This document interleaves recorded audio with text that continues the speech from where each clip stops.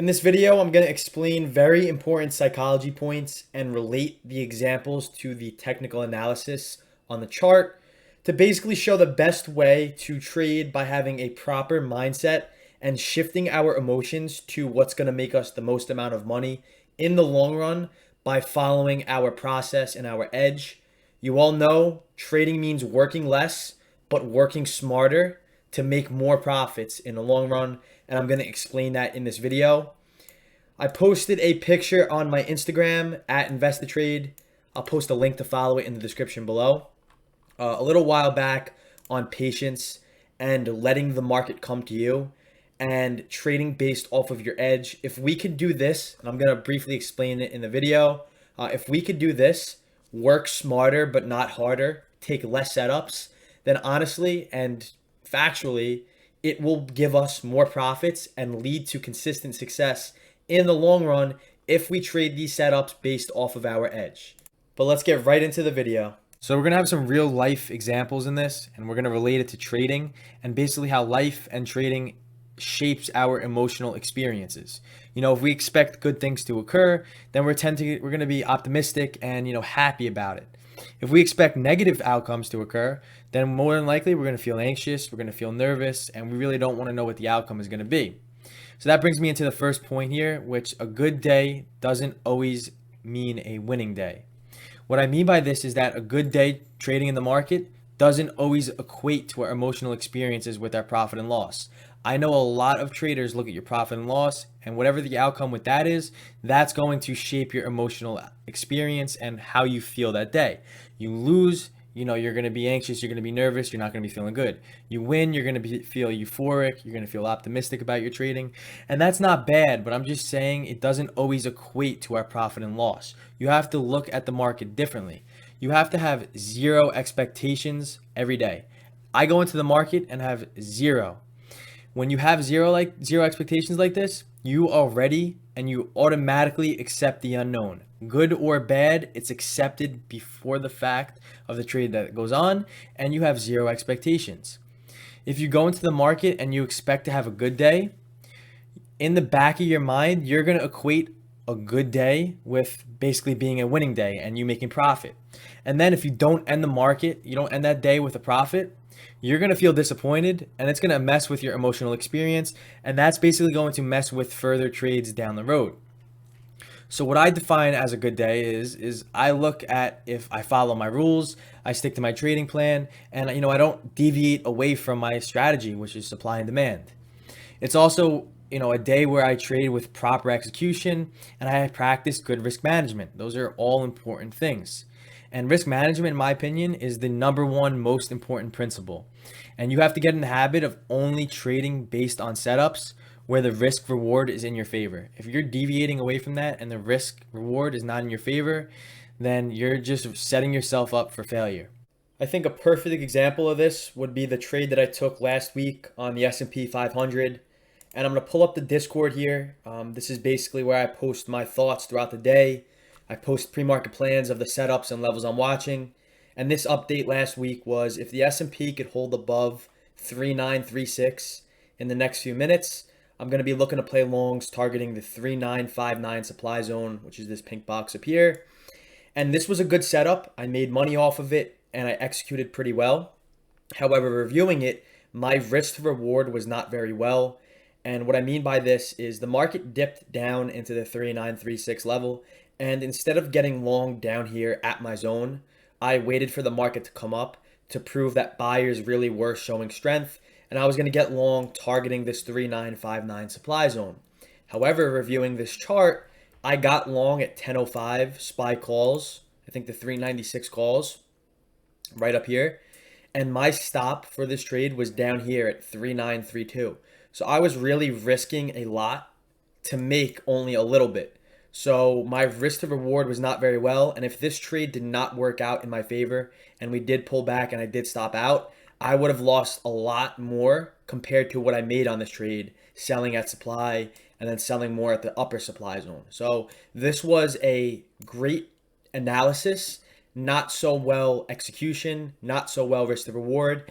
And if we consistently take trades like this, yeah, they might work in the short run, but they're not going to bring longevity and they're not going to be sustainable in our trading. You have to focus on very small risk to high reward setups. This was a good day. The setups worked, but looking back on it, I wouldn't really say it was the best of days, and I made money. You can make profit even on bad days.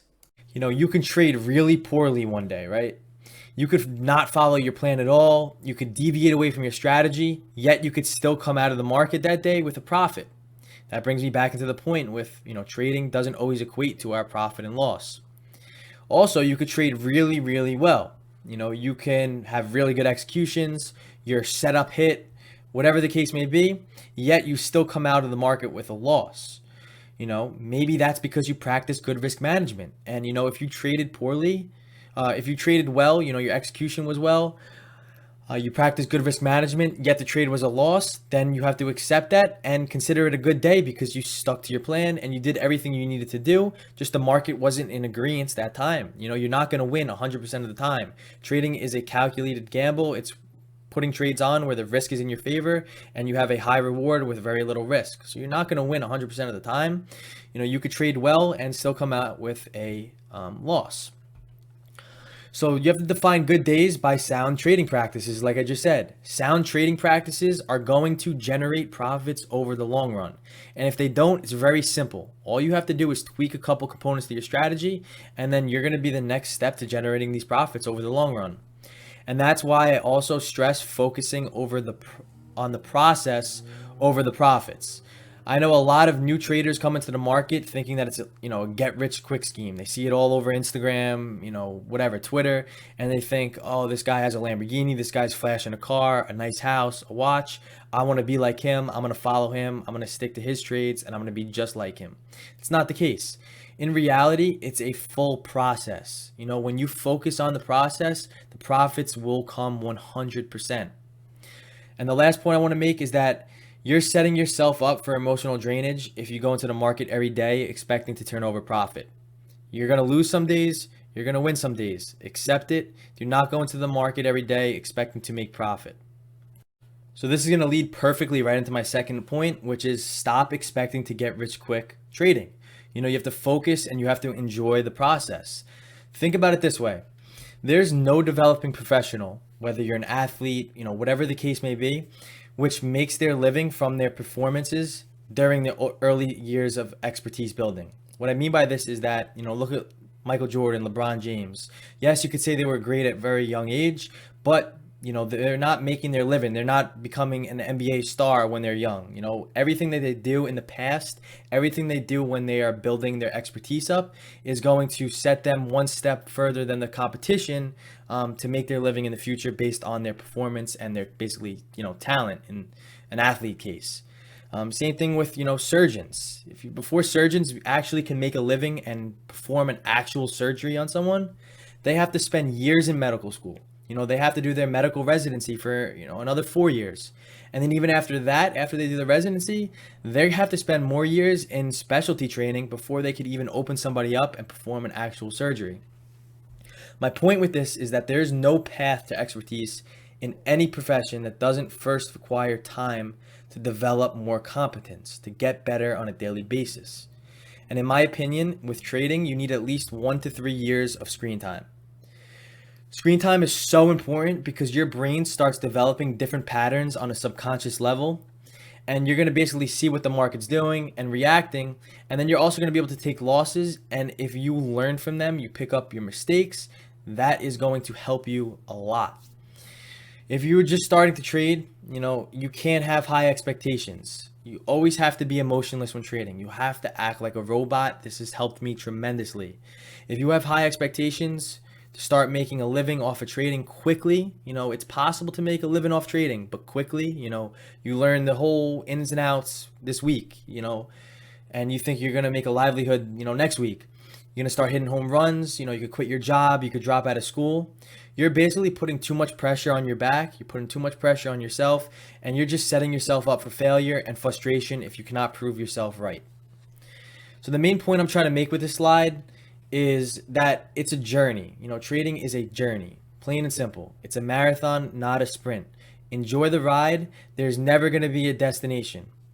never ever going to be a destination. And if you think there's going to be a destination where you're going to make it, then you have to always be open to learning more and more. That's how the greats get better. Michael Jordan, LeBron James, famous basketball players, athletes, they never stopped when they made it to the top of competition. They're always looking for ways to get better and better. I'm not saying it's impossible to get rich from trading quickly, because it is, and I know traders that actually have made so much money off the start that it's ridiculous, but you're only going to take out what you put into trading. That's my main point with this. And the last point I want to make before we wrap this video up is working harder at trading means trading less. How many times have you heard work smarter, not harder? Same thing with trading.